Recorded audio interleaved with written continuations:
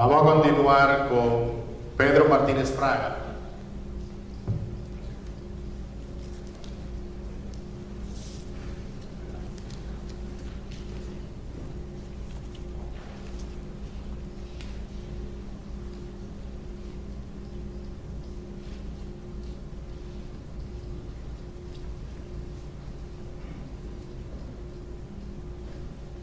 Siempre es un reto hablar por la tarde, porque especialmente después que ha habido un descanso y que las personas han almorzado, porque están haciendo la digestión y entonces lo que les entra es sueño. Así que comprendo la situación. Quiero, antes que nada, llamarle la atención a ustedes a dos frases y dos conceptos que aprendemos de la China y un tercer concepto que aprendemos de la Grecia antigua. En China nos dicen y nos exhortan de la siguiente manera: ojalá que vivan en tiempos interesantes. Ojalá que vivan en tiempos interesantes. Si les digo esto, esa frase quiere decir que vivan en tiempos interesantes para lo bueno, tanto como para lo malo, pero que sean, no obstante, interesantes. También les quiero señalar que en China la palabra crisis tiene dos elementos en su significado. Primero, significa mucho peligro inmenso, y a la misma vez significa grandes oportunidades, gran peligro y grandes oportunidades, ambos conceptos en una palabra. Tercero, le quiero recordar una frase del presocrático Heráclito, que dijo: no tienes que conocer todo, solamente llega a conocer una cosa, y si llegas a conocer una cosa, una proposición, profundamente vas a conocer a todas.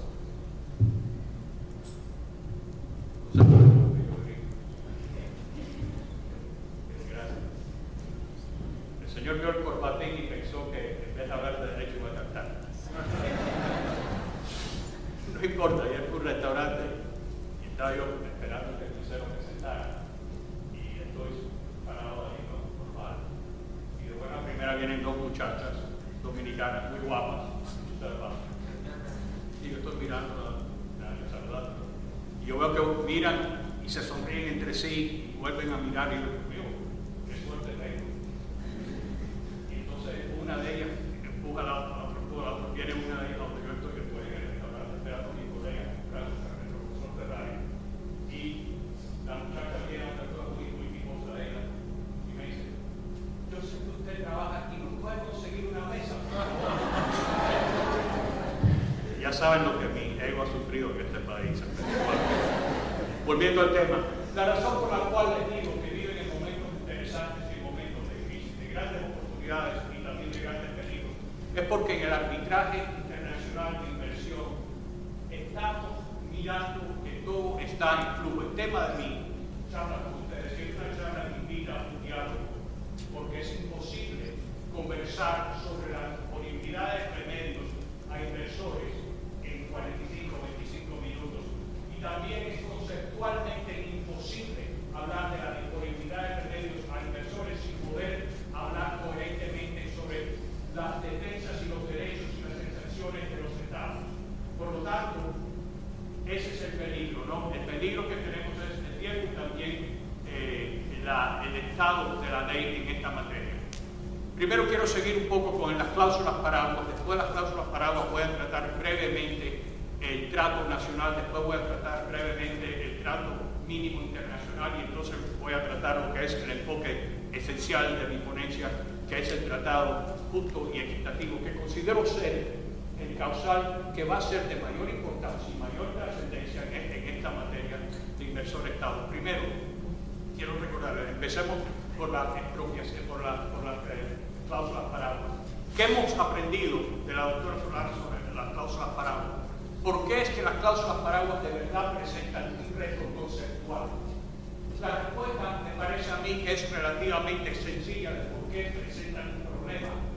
Y creo que ahí está la invitación a cuál es su solución. La cláusula paraguas pretende lo siguiente: dentro del marco de un arbitraje inversor-estado que supuestamente solamente puede tener la configuración inversor y estado, es decir, privado, corporativo, jurídico, natural, y un estado, en donde los temas a tratar necesariamente tienen que ser los causales de los estándares de protección, que no tienen nada que ver con el mundo comercial, tiene que ver con un tema solamente: la fricción que existe sobre el ejercicio regulatorio del soberano.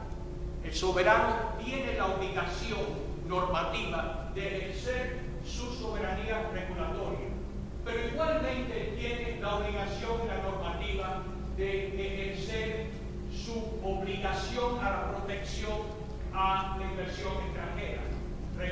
Soberanía regulatoria, inversión extranjera, protección. Es en esta protección que se tratan los causales de inversor-estado. Ahora, si dejamos eso a un lado y entendemos que estos estándares de protecciones nacen de un tratado, ¿cómo es posible que en un arbitraje internacional inversor-estado, no un arbitraje comercial privado, se traten temas meramente de incumplimiento del contrato? Cuando lo que se está tratando de tratar es: hubo una negación de justicia, hubo una violación de la obligación del trato justo y equitativo, hubo una violación del estándar de plena protección y seguridad, hubo una violación del trato nacional, hubo una violación del trato mínimo internacional. Ese es el universo entero, salvo cláusulas de nación más favorecida, por ejemplo, que lo único que hacen es incorporar estas mismas rubros de otros tratados. Ese es el mundo entero, conceptualmente entero, anotado, de los causales de inversor-estado. Ahora, a ese mundo le queremos agregar causales de incumplimiento del contrato. El Estado o la agencia del Estado, la instrumentalidad del Estado, sencillamente se negó a cumplir la cláusula X, o cumplió con este derecho y esta obligación tarde, o cumplió con esta obligación de modo insuficiente. Vemos entonces la diferencia. ¿Qué diferencia más material, más significativa hay entre la violación de una obligación de proteger una inversión a lo que es un remedio meramente contractual? Vemos la diferencia de lo que es una protección a la inversión extranjera basada en el derecho internacional público y un incumplimiento de contrato que se vestía bajo el derecho municipal, estatal, de cualquier país del mundo, en donde las diferencias son mínimas y en muchos casos ninguna. Esa es la problemática. Y la problemática se perfila porque la cláusula, dice que ustedes miren en respuesta, la cláusula paraguas, Pedro, la encontramos en un tratado. De modo que hasta en un tratado, la cláusula paraguas ha encumbrado el incumplimiento de derecho, ya el del contrato, pero ya ha tomado un incumplimiento del contrato y lo ha convertido en un tema internacional. Y ahí está la polémica. Si la cláusula de paraguas existe en el tratado, ¿cuál es nuestra responsabilidad como juristas, como abogados, como árbitros? ¿Le ignoramos? Está en el tratado. Yo no creo que se debe ignorar. Le damos vigor y fuerza. Creo que eso es una posición también excesiva. Creo que encumbrar un tema meramente contractual y de alguna manera conceptualmente escribir que convertir un tema contractual y decir que es el equivalente a una obligación de Estados, entre Estados, en la comunidad de naciones, de proteger una inversión, es una ficción, claro que lo es. Pero no podemos ignorar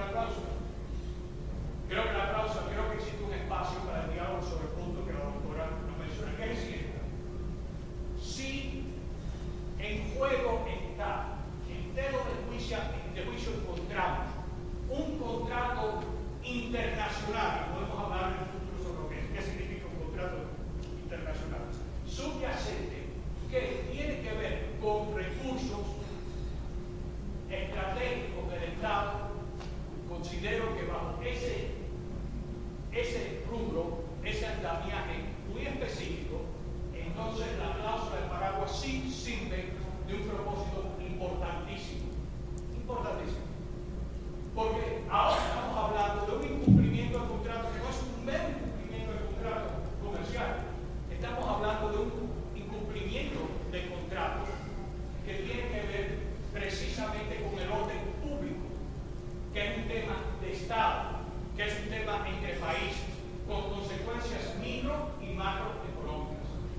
Y por tanto, debemos de tener, creo yo, sugiero yo, como punto de partida de este diálogo, debemos de tener esa problemática en mente. Hemos hablado de la cláusula de paraguas, pero como pueden ver, y como bien dijo la doctora, es una doctrina que se encuentra en pleno flujo, en formación y en transformación. La piedra angular de todo arbitraje internacional, pero por lo menos en los TLI, los tratados bilaterales de inversión, en cuanto a los remedios disponibles a los inversionistas y las defensas del Estado, es indiscutiblemente la expropiación. Y la expropiación puede ser directa o indirectamente, puede ser una expropiación o el equivalente a una expropiación. Aquí creo que debemos de tomar un poco de perspectiva, damas y caballeros. ¿Por qué? Gracias. Porque el pensamiento cotidiano sobre la expropiación es que la expropiación es ilícita, que la expropiación no es legal, pero nosotros escuchamos al señor Rodríguez que comentó sobre la expropiación, y si mal no recuerdo, considero que digo lo siguiente, la expropiación directa o indirectamente es lícita siempre y cuando se observen 4 elementos. Si mal no recuerdo, él identificó esos 4 elementos y dijo que el primer elemento es no puede haber ausencia de debido proceso. Dijo que el segundo elemento es que no puede haber ausencia, no puede haber un trato no discriminatorio. El tercer elemento dijo que tenía que haber un interés público. Y el cuarto elemento, si mal no recuerdo, y él utilizó esta frase, dijo, y tiene que haber una compensación justa. Vamos a detenernos un segundo sobre los 4 elementos. ¿Por qué vivimos en tiempos interesantes? ¿Y por qué de verdad existe gran oportunidad y gran peligro? El cuarto elemento de expropiación, compensación, no queda nada claro. El mundo del arbitraje inversor-Estado está profundamente dividido sobre este tema. La compensación, ¿qué es lo que es? Cuando nos dicen, por ejemplo, que sea justa. Nadie que ha sido expropiado quiere que le den algo justo de su momento de ustedes. Alguien, cuando ha sido expropiado, lo que quiere es el valor de mercado del activo expropiado. Ha perdido un activo. Quiere el valor de mercado. Bueno, hay una línea de pensamiento, hay una serie de tratados, inversor-Estado, que dicen que es el valor del mercado. Hay toda una segunda línea de pensamiento que dice que es el valor justo. Y hay una tercera, que es la más antigua y la que predomina, sin duda alguna, los TBI de primera generación, que dice que la compensación tiene que ser rápida y adecuada. Rápida y adecuada. Compensación adecuada. Dependiendo del punto de vista, dependiendo de lo que diga el tratado en cuestión, es que la expropiación en ese sentido se va a realizar. Pero el Estado siempre tiene el derecho a una expropiación. Y siempre tiene el derecho a una expropiación directa o indirecta, o tiene el derecho a una expropiación o actos al exceso de soberanía regulatoria de tal manera que dé al equivalente, el equivalente es la palabra, que es la misma palabra que aparece en el capítulo 11 de la NAFTA, a una expropiación. El otro elemento de expropiación, la piedra angular de los tratados, que considera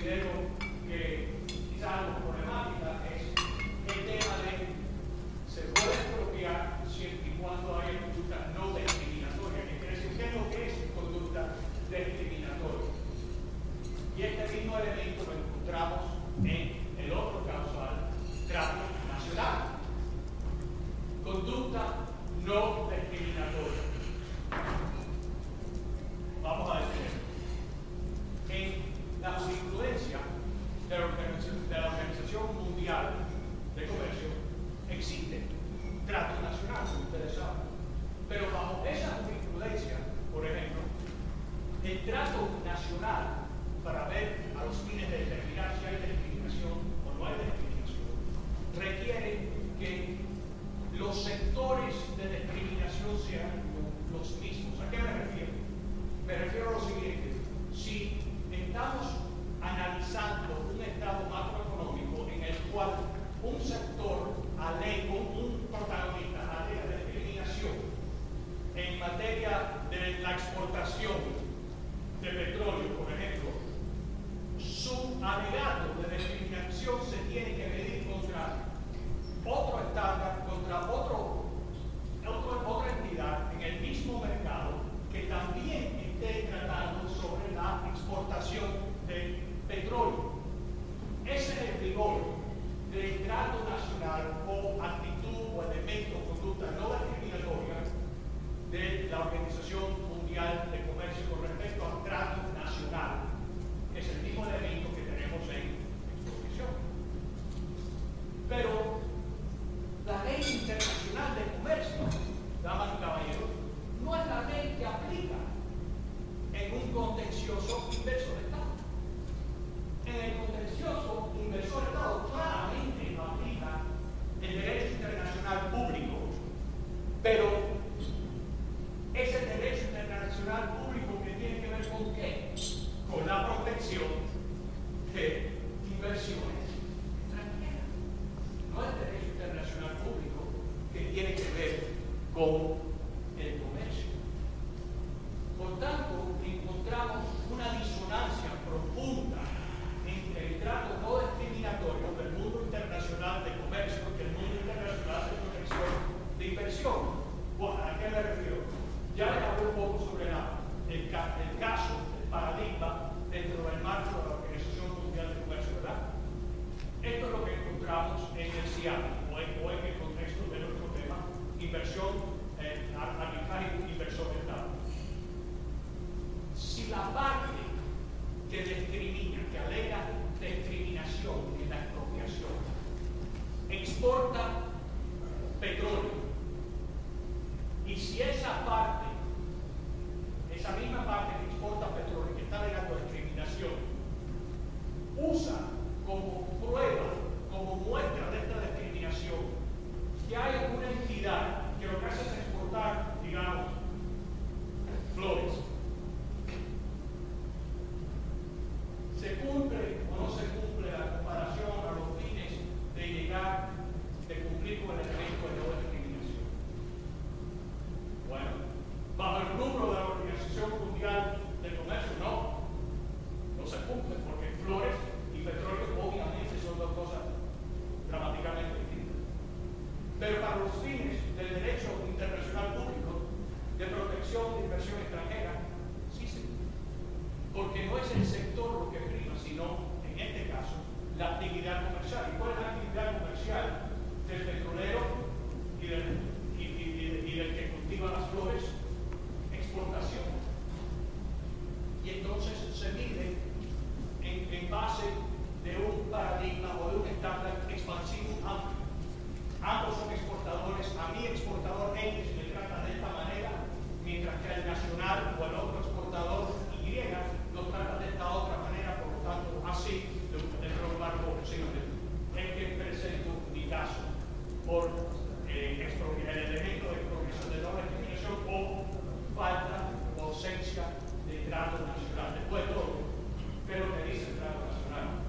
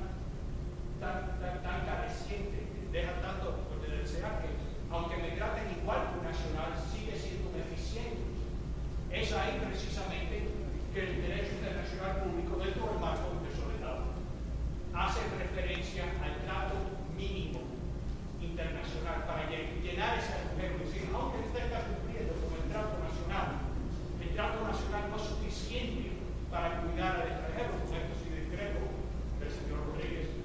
El extranjero lo tiene que tratar conforme con un estándar mínimo que identifica la comunidad entera de naciones y cuyo estándar es un piso y no un techo. Y ahí es donde entra el estándar mínimo de protección a la inversión extranjera. Es importante entender que es un piso y no un techo, pero aquí otra problemática aún con ese estándar, que es que cuando vemos, por ejemplo, a la jurisprudencia, y uso la palabra jurisprudencia con mucha latitud, porque como ustedes saben, damas y caballeros, los casos arbitrales que generan laudos arbitrales en el campo del inversor Estado no son laudos vinculantes. Yo soy amigo del Banco Mundial, hoy día en un caso de $100 millones.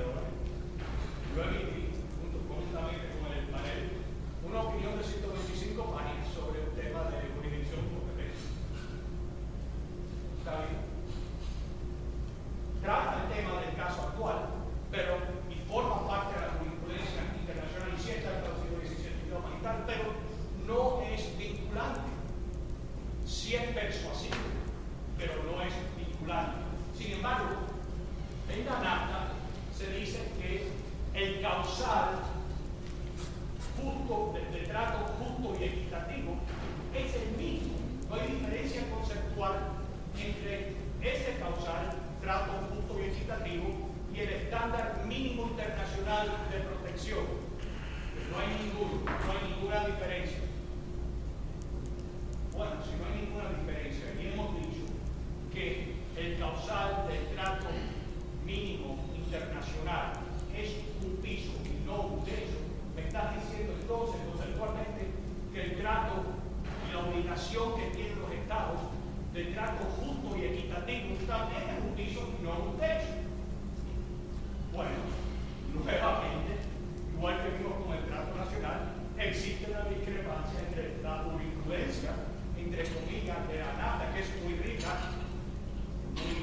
muy didáctica, digamos, y la jurisprudencia, digamos, fuera de la NAFTA, de los casos sociales que no tienen nada, no se reivindican dentro del grupo de la NAFTA, en donde el trato justo y equitativo es un causal que le otorga mayor protección a la inversión extranjera y por lo tanto crea mayor responsabilidad por parte del Estado receptor. Y esto es importante. ¿Y por qué que vengo y les traigo a ustedes y les trato de perfilar estos temas problemáticos? Porque, sobre todo los abogados jóvenes que están aquí con nosotros, ustedes son los que van a ser responsables por resolver estos temas. Nosotros, mi generación, hizo posible que volvieran los arbitrajes inversores Estado, que se creara un fundamento, que se perfilaran estos temas. Pero si vamos a llegar al próximo paso, que es igual, regular y armonizar la problemática inevitable y conceptualmente hasta necesaria entre la conducta de la regulación, del ejercicio de soberanía regulatoria y la misma obligación que tienen los estados de proteger la inversión extranjera, si vamos a armonizar y reconciliar esas dos obligaciones que se encuentran en varias materias en el seno de todo país, entonces estos temas se tienen que aclarar. No podemos tener estándares y causales que signifiquen una cosa en un sistema y otra en otro. Ustedes han tenido mucha paciencia. Gracias y buen día.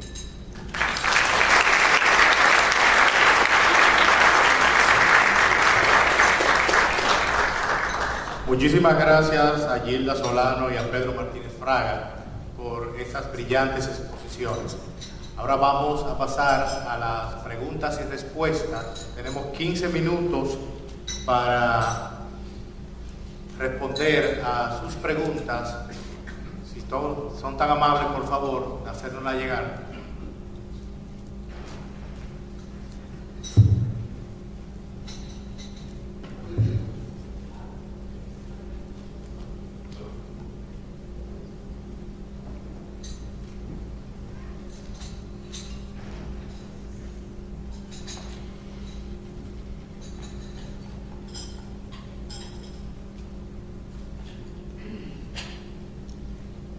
Profesor Martínez Fraga, muchas gracias por su exposición sobre cláusulas paraguas.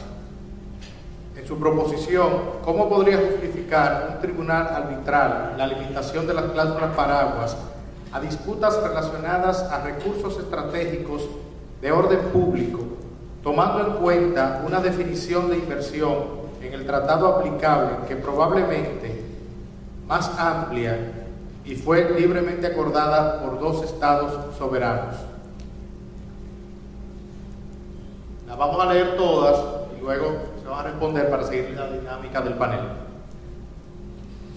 Y otra pregunta al señor Pedro Fraga: otorgar trato mínimo a un inversor extranjero, subiendo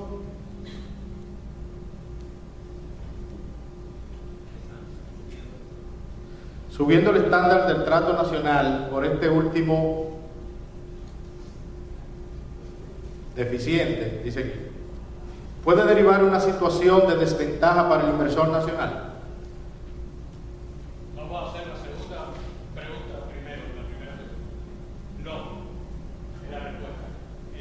Porque el inversor, lo único que puede ocurrir con el inversor nacional es que el inversor nacional tenga un fundamento para poder recriminarle a su gobierno un trato distinto al que se le está otorgando a un extranjero. Ahora, ¿cuál es la diferencia y cuál es la defensa del Estado? El Estado dice: espérate, ciudadano, mi compromiso contigo no es un compromiso internacional, mi compromiso contigo es un compromiso nacional, y por ende, mientras que yo cumpla con el cuerpo de ley nacional doméstico, yo he cumplido mi obligación como gobierno hacia ti.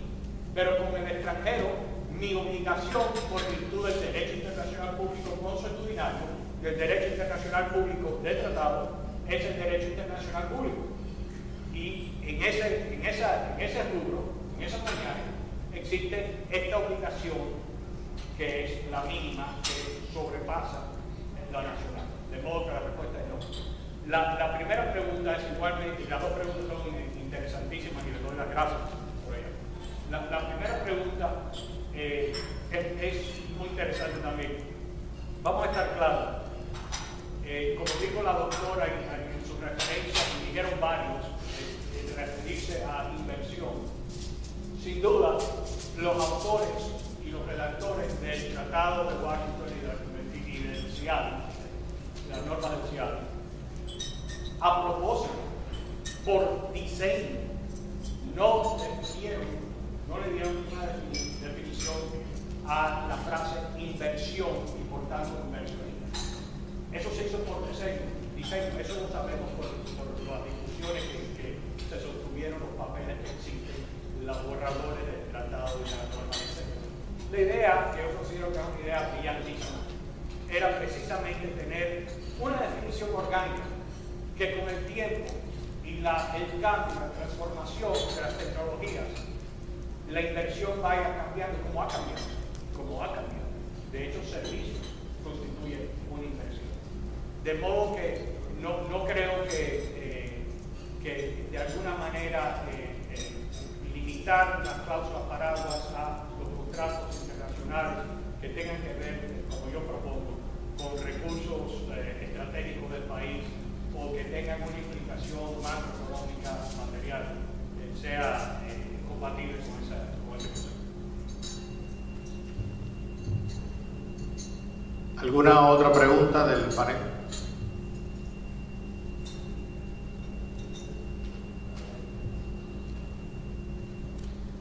Gilda Solano, ¿cómo considera las cláusulas paraguas respecto a su ratificación con las cláusulas. A ver si tú lo entiendes.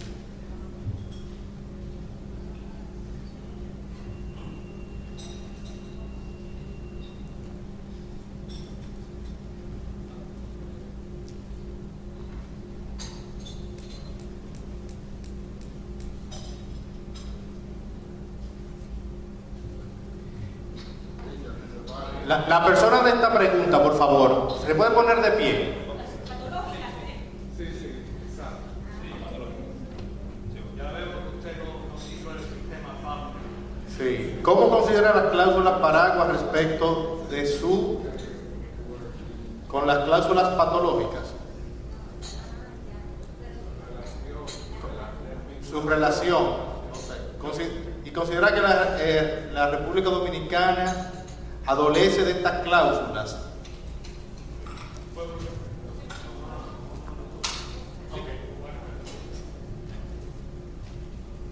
Bien, muy buenos días. Para el doctor Martín de Fraga. Como muy bien usted señala, en lo que tiene que ver con el estándar mínimo de trato, y acompañando su última afirmación relacionada con los servicios, que se dio esto, la dinámica de los servicios y el desarrollo de la creación de la Organización Mundial del Comercio de empresas, si entendí bien su planteamiento, en un momento determinado tenemos normas relacionadas con el trato nacional. Usted explica que el estándar mínimo de trato está abocado a cubrir determinados espacios en el tratamiento que puedan dar los estados a un inversionista en un sector y otro, cubren ese espacio. Los servicios, por sus características, están regulados de manera diferente. Hay servicios que son regulados, son altamente regulados y están abocados a desarrollar un trato diferenciado, no solo con respecto a los extranjeros, sino también a los nacionales. En su entendimiento, hay áreas que pueden ser más eficientes que otras en su implementación y las políticas nacionales promueven efectivamente que se den ciertos avances. ¿Cómo entiende usted que la aplicación del estándar mínimo de trato en un proceso promueva una homogenización de la aplicación en áreas que están obviamente orientadas a ser diferenciadas en su trato por política nacional? ¿No entiende usted que esto de algún modo puede afectar las políticas que quieren ser diferenciadas en función de la aplicación de estos estándares? Gracias. Por favor, pásale el micrófono. Gracias. Para la doctora Solano, ¿conoce usted de cláusulas paraguas que se refieran a la aplicación retroactiva del Tratado Bilateral de Inversiones, como pretende la Corte Permanente de Arbitraje de La Haya, que funciona bajo reglas UNCITRAL en el caso Chevron contra República del Ecuador, que busca aplicar un tratado de inversiones que entró en vigencia en 1997, cuando la empresa salió del país 5 años antes? Gracias por sus preguntas. Vamos ahora a permitir que los señores panelistas respondan a las preguntas ya planteadas. La primera pregunta sobre la relación con las cláusulas patológicas y las cláusulas paraguas y la medida en que estas se encuentran o no se encuentran dentro del andamiaje del rubro del Tratado Dominicano. La pregunta es interesante y voy a pensarla mucho más, pero no creo que haya relación ninguna entre una y la otra. ¿Por qué? Porque las cláusulas patológicas, por definición, la patología está en que es una cláusula que se encuentra en un contrato y es una cláusula de arbitraje internacional y comercial, no de inversión, no inversor-estado. Es una cláusula entre privado y privado sobre un tema comercial que aplica que la ley que las partes han elegido, no la ley, el derecho internacional público, en un sitio que va a ser la sede del arbitraje, donde es el único sitio donde se puede anular ese arbitraje conforme con la ley nacional y la Convención de Nueva York se aplica, y que lo más probable es que sí aplique porque 142 países aproximadamente la han ratificado. Y las cláusulas paraguas son cláusulas que existen solamente en tratados bilaterales o regionales, de modo que no existe diálogo entre las dos. La segunda pregunta mi opinión, la segunda pregunta, que es una pregunta interesantísima también, de la medida en que la protección internacional mínima pueda afectar el rubro o la legislación doméstica de protección, yo creo que sí pudiese afectar, pero no de una manera normativa, no de una manera apolítica. Yo creo que la puede afectar porque creo que puede enseñar o mostrar un camino que puede ser superior, mejor, de mayor integración, pero no necesariamente porque lo tenga que afectar. La única manera en que yo veo en que el derecho internacional del público afecta las normativas nacionales es en un concepto que creo que es muy importante y que creo que debemos de contemplar, de observar, de meditar sobre él, que es el concepto de soberanía. Hoy día se mencionó 3 veces, yo me acuerdo antes de esta ponencia, la palabra soberanía, y discrepo las 3 veces que se mencionó, porque ya no estamos en un modelo de soberanía ortodoxa. Ya la soberanía paradigmática que se define por fronteras geográficas y geopolíticas ya no es la soberanía que rige hoy día el mundo. Los problemas del mundo ya requieren otra soberanía. Por eso es que existe el derecho, los derechos humanos. Por eso es que existe el principio de la soberanía permanente sobre recursos naturales. Por eso es que Rothschild ha emitido y ha elaborado sobre el concepto de desarrollo permanente económico. Estas son cosas que trascienden la soberanía ortodoxa, igual que no trasciende los problemas de la humanidad hoy día, la proliferación nuclear vertical y horizontal, la corrupción, los temas climáticos, la pobreza. Estos no son temas internacionales, son temas de la humanidad, no de un derecho internacional, sino de un derecho transnacional.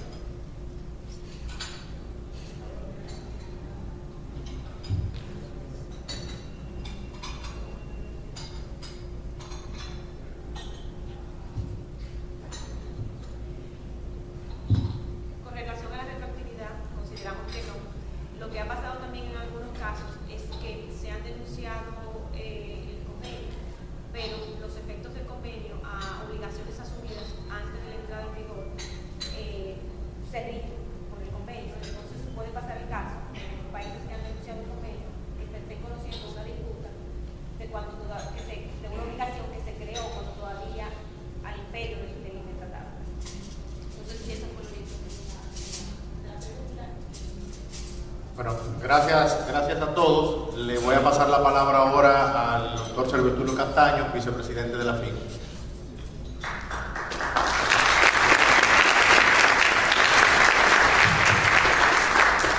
Nos pasamos por 30 segundos, o sea que vamos bien. Miren, ahora es el almuerzo libre de cada uno de nosotros, pero tenemos que estar aquí a más tardar las 2 menos cuarto. Le voy a decir por qué. Primero, porque esta tarde hay intervenciones que son en inglés, pero vamos a tener traducción simultánea.